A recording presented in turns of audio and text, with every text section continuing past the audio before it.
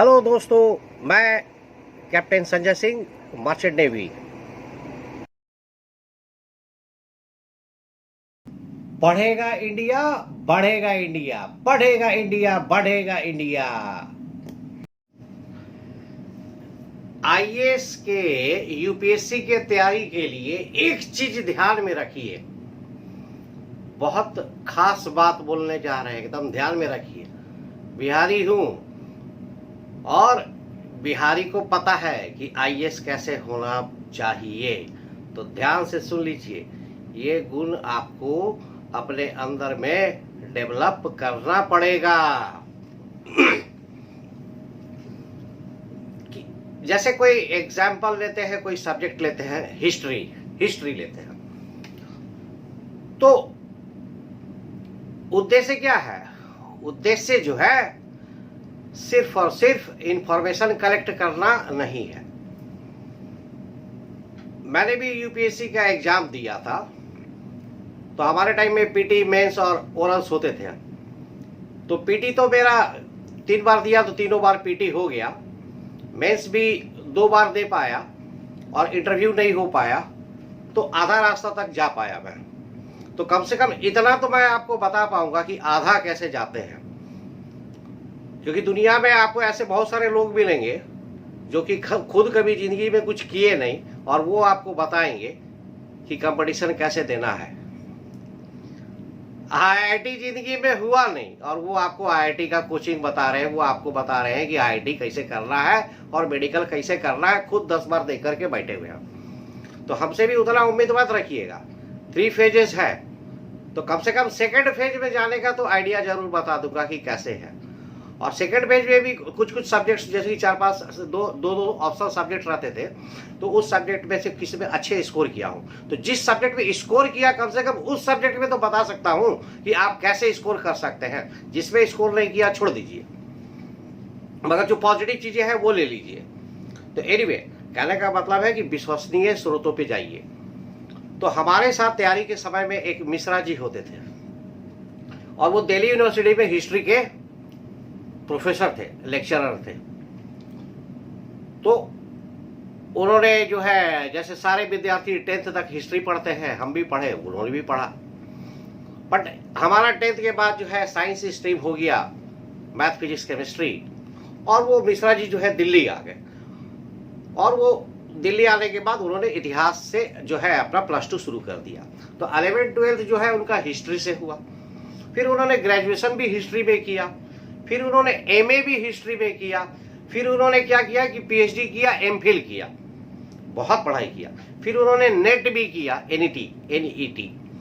और उसके बाद फिर उनके पास जब ये पात्रता एलिजिबिलिटी हो गई, और किस्मत से जो है दिल्ली यूनिवर्सिटी में लेक्चरशिप की पोस्ट के लिए वैकेंसी निकला, तो इनका सिलेक्शन हो गया, और ये दिल्ली यूनिवर्सिटी में सिलेक्टेड भी हो गए, और वो 1.5-2 साल से पढ़ाने भी लग गया, और वो अब क्लासेस भी लेते हैं।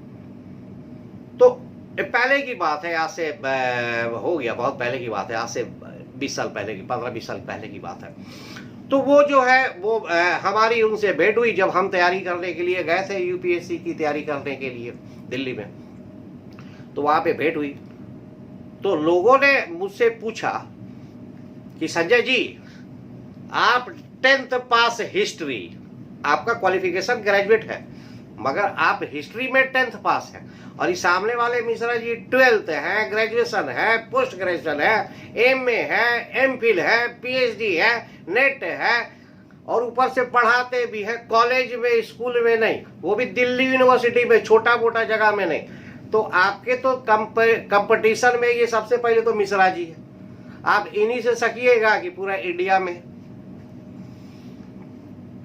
बात वो जो कह रहे थे वो अपने हिसाब से सही थे।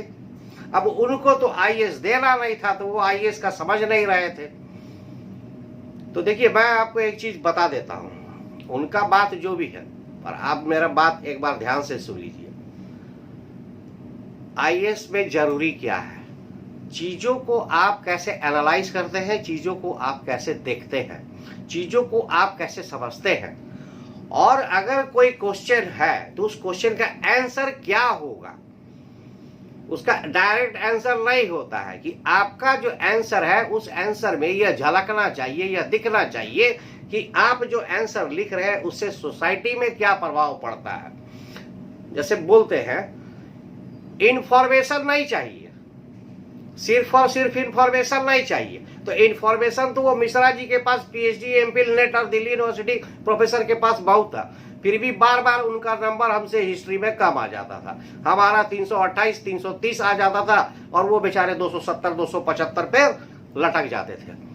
और 320-25 नंबर हिस्ट्री में जो है यूपीएससी में बहुत ही अच्छा नंबर माना जाएगा, तगड़ा नंबर, छोटा मोटा नहीं। और वो बेचारे 270 पे रह जाते थे। तो गड़बड़ कहाँ हो रहा था? तो गड़बड़ ये हो रहा था कि उनके पास इंफॉर्मेशन तो निस्संदेह विदाउट डाउट हमसे बहुत ज्यादा था। उनको ये पता था कि अकबर कब सोता था, अकबर कब उठता था, अकबर कब नहाने जाता था, इतना हमको नहीं पता था। तो उनके पास इंफॉर्मेशन बहुत था, बहुत। तो अगर इंफॉर्मेशन ही अगर है सब चीज, तो उनसे भी ज्यादा इस दुनिया में एक और आदमी को इंफॉर्मेशन है, मिश्रा जी से भी ज्यादा एक और आदमी को इंफॉर्मेशन है, पर उसका भी आईएएस में नहीं हुआ। और वो आदमी का नाम है मिस्टर गूगल। गूगल, तो गूगल को आईएएस बना दो ना, गूगल को आईएएस बना दो, इंफॉर्मेशन चाहिए तो। गूगल आईएएस नहीं बन सकता। तो मतलब एग्जाम का अगर भाई इंफॉर्मेशन ही चाहिए था तो ऐसा ऐसा गूगल और कौन कौन सा इंटरनेट का बहुत सारा साइट है जहां से आपको इंफॉर्मेशन मिल जाएगा, इंसाइक्लोपीडिया, विकिपीडिया, ब्रिटानिका, उन लोग को आईएएस बना दो। आईएएस की क्या जरूरत है? तो आईएएस का रिक्वायरमेंट गूगल और इंसाइक्लोपीडिया और विकिपीडिया मतलब इंफॉर्मेशन नहीं है। आईएएस का मतलब कुछ और है। तो क्या मतलब है? जैसे वो अभी मैंने आपको एग्जांपल दिया कि उनको सब पता था, अकबर कब सोता था, कब उठता था, कब, तो उनसे पूछा गया तो उन्होंने पूरा डिटेल में लिख दिया, ये लीजिए ये अकबर ये करता था। नहीं, ये नहीं चाहिए, ये नहीं चाहिए। ये ज्ञान अच्छा है तो ये इंफॉर्मेशन से आईएएस नहीं होगा। इंफॉर्मेशन ये होना चाहिए कि अकबर ने ऐसा क्या काम किया कि उससे समाज पर प्रभाव पड़ा, समाज में क्या बदलाव हुआ, वो कैसे सक्सेसफुल राजा हो गया, आखिर अशोक मौर्य ने ऐसा क्या काम किया कि वो महान हो गया, आखिर उसने ऐसा क्या कर दिया कि जो बुद्ध थे तो बुद्ध भी अपने धर्म के बारे में इतना नहीं समझ पाए जिनका कि उन्होंने खोज किया, जिनको कि उन्होंने स्थापित किया। और अशोक ने ऐसा क्या कर दिया कि वो बिना कुछ किए, बिना एक तलवार लिए, बिना एक हथियार लिए, बिना कोई आर्म्स एंड एम्यूनिशन के, बिना कोई हिंसा रक्तपात के, यह बौद्ध धर्म, आप समझिए कितनी बड़ी बात है। पूरा इंडोनेशिया, सिंगापुर, मलेशिया, बर्मा से लेकर जापान तक, जापान 100% बुद्धिस्ट है, 100%। तो वहां तक, और वो भी किस समय में? इस्लाम और क्रिश्चियनिटी बाद में आए, ठीक है। और वो कैसे बढ़े हैं सबको पता है, पर बौद्ध धर्म तो इसके लिए ऐसा कुछ भी नहीं किया है, लोगों ने अपने आप को स्वीकार किया। तो ये कैसे हुआ? हम ये जानते हैं अगर कि अशोक ने ऐसा किया, बौद्ध धर्म को फैलाया, यहाँ भेजा, श्रीलंका में उसको भेजा, उधर भेजा, उसने जो है बौद्ध धर्म का प्रचार प्रसार के लिए मठ बनवाया, ठीक है, ये जानना है। मगर मेन चीज क्या है कि अशोक के कारण बौद्ध धर्म पर क्या प्रभाव पड़ा, और उस बौद्ध धर्म के प्रभाव के कारण भारत पर क्या प्रभाव पड़ा, भारत में क्या चेंजेस हुआ, क्या वो अच्छा था, खराब था, क्या था। तो समझ रहे हैं बात को कि करना क्या है, पढ़ना क्या है। सिर्फ 50 पेज का इंफॉर्मेशन तो गूगल में है, तो वो इंफॉर्मेशन लेके क्या करेंगे? तो इंफॉर्मेशन को एनालाइज करना जरूरी है कि उससे सोसाइटी पे क्या असर हुआ, सोसाइटी कैसे बदला, सोसाइटी में अच्छा हुआ कि खराब हुआ। तो इस तरीके से पढ़ना पड़ता है। एक ही लाइन को 50 आदमी 50 तरीके से पढ़ता है। तो इस एंगल से पढ़ना होगा कि इस लाइन का आखिर समाज पे क्या असर हो रहा है। इस लाइन ने जो पहले जो समाज था उसको आज के समाज में कैसे प्रभाव डाल करके कैसे बदल दिया, अच्छा किया, खराब किया, क्या हुआ, इससे कितने लोगों पे असर पड़ा, आगे क्या होने वाला है।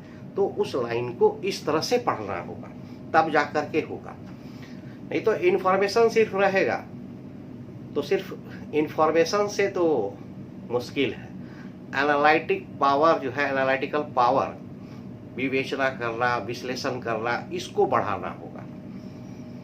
और ये चाहिए एक आईएएस में, क्योंकि कॉपी में जो आप लिखे हैं उसको ग्रेजुएशन का आंसर नहीं चाहिए कि ऐसे ऐसे ऐसे ऐसे ऐसे ऐसे हुआ। वहां जब आईएएस में कॉपी चेक करेगा तो वो ये देख रहा है कि एक आईएएस लिख रहा है, तो वो आईएएस कॉपी में क्या लिख रहा है, क्या वो झलक रहा है कि वो एक आईएएस का चीज है, क्या आईएएस समझ रहा है कि ये समाज पे क्या प्रभाव पड़ रहा है, ये वो खाली इंफॉर्मेशन दे रहा है ऐसे हुआ ऐसे हुआ ऐसे हुआ। उसके आंसर भी ये झलकना चाहिए कि आखिर उसका एनालिसिस क्या है, उसका विवेचना क्या है, इस चीज को समझिए। तो ऐसे आपका जो है यूपीएससी के लिए अप्रोच होना चाहिए, नहीं तो बहुत मुश्किल है, मुश्किल ही नहीं असंभव है। तो खैर, तो हम उम्मीद कर रहे हैं कि आप समझ रहे हैं कि हम बोलना क्या चाह रहे हैं, मैं बोलना क्या चाह रहा हूं। तो यूपीएससी जो है एक आग का दरिया है, तैर के जाना है, क्योंकि लाखों लाख लोग बैठते हैं, थोड़े का सिलेक्शन होता है, पॉइंट वन भी नहीं। 2000 हमारे टाइम में तो 300 350 होता था, अभी तो कम से कम 1500 होता है, 1500। हमारे टाइम में 300 350, और लोग कितने बैठते हैं? 20 लाख 25 लाख 30 लाख। तो मजाक नहीं है। तो इस चीज को समझिए कि कैसे पढ़ना है, क्योंकि ये जब तक नहीं समझेंगे कि पढ़ना कैसे है तो आंसर लिखेंगे क्या। बोलेगा बहुत नॉलेज है, यूपीएससी के लिए, आईएएस के लिए एनालिसिस चाहिए, एनालिटिकल पावर चाहिए। इसलिए वो बेचारे मिश्रा जी को इतना ज्ञान होते हुए भी बेचारे को नंबर हमसे कम आ रहा है, क्योंकि एनालिटिकल अप्रोच नहीं है। हम तो 10वां पास 10th पास हिस्ट्री में, वहां जाके हिस्ट्री पढ़े 3 महीना 4 महीना, मगर वो चीज को हम समझ रहे हैं कि वो जो चीज जो है वो समाज पे कैसे प्रभाव डाल रहा है, और वही चीज को हम लिख करके आ रहे हैं। और मिश्रा जी जो है इतना ज्यादा पढ़े हुए हैं तो वो उस तरह से चीजों को नहीं लिख रहे हैं, वो इन्फॉर्मेशन दे रहे हैं। तो इसलिए एक आईएएस का काम इन्फॉर्मेशन देना नहीं है, उसको एनालिसिस करना है, उसका समाज पे क्या प्रभाव पड़ेगा वो देना है। तो ये जरूरी है। तो थैंक यू दोस्तों, थैंक यू। आज के वीडियो में इतना ही, फिर बातें करेंगे आपसे। अगर यूपीएससी आईएएस का एग्जाम देना है तो मिलते रहिए, बात करते रहिए, कुछ ना कुछ तो जरूर मदद करूंगा। आधा तो जरूर पार करवा दूंगा, आधा फिर आप देख लेना, क्योंकि मैं खुद जो है पूरा एग्जाम तो सक्सेस कर नहीं पाया। पूरा एग्जाम सक्सेस करता तो आज आपके सामने नहीं होता, बट फिर भी मेहनत कभी बर्बाद नहीं होती। अगर आप, पुराना कहावत है, एक अच्छा कहावत है, when you shoot for stars you will land at least among the, when you shoot for moon you will land at least among the stars। अगर आप चांद के लिए शूट करेंगे तो सितारों के बीच में तो जरूर पहुंचेंगे। तो मेहनत कभी बर्बाद नहीं होता है। वो मेहनत हमको आज काम दे रहा है, क्योंकि मेरा सोचने का तरीका, मेरा करने का तरीका, मेरा काम करने का तरीका, मेरे विचार, सब चीज बदल चुके हैं, और अब काफी अच्छे से चीजों को सोच पाता हूँ। और मर्चेंट नेवी में कैप्टन हूँ, तो यहाँ भी काम करने में मुझे काफी सुविधा होती है, क्योंकि मैं चीजों को अब अच्छे से समझता हूँ। नहीं तो इस तरह से एनालिसिस करना, विश्लेषण करना इतना आसान नहीं है। तो ये जो नॉलेज या जो इंफॉर्मेशन या जो पावर हम में बढ़ा सोचने समझने की, उसको मैं अपने जॉब में यूज कर पा रहा हूँ, और ये मेरे लिए एक बहुत ही बड़ी बात है। तो दोस्तों, मेहनत कभी बर्बाद नहीं होती है। तो मैं सक्सेस हूँ, सक्सेसफुल उधर हूँ चाहे इधर हूँ, I am a successful man. I am a captain in Merchant Navy, so I am a successful man, and I am having a white collar job. White collar job है मेरी, figure 10 वो salary है मेरी, एकदम आराम की जिंदगी है, एसी है, फ्रिज है, सोफा है, टीवी है, खाना है, पीना है। बट यहाँ पे बात आईएएस की हो रही है। तो अगर आईएएस आपको करना है तो जो हम बोले हैं उसको थोड़ा ध्यान में रखिए। ठीक है दोस्तों, मिलते हैं फिर आगे वीडियो में। 1-2 वीडियो के बाद स्टडी शुरू भी कर देंगे। तो देखते रहिए कि पढ़ना कैसे है, समझना कैसे है और देखना कैसे है। तो थैंक यू फॉर वॉचिंग। मिलते हैं नेक्स्ट वीडियो में। Thank you very much.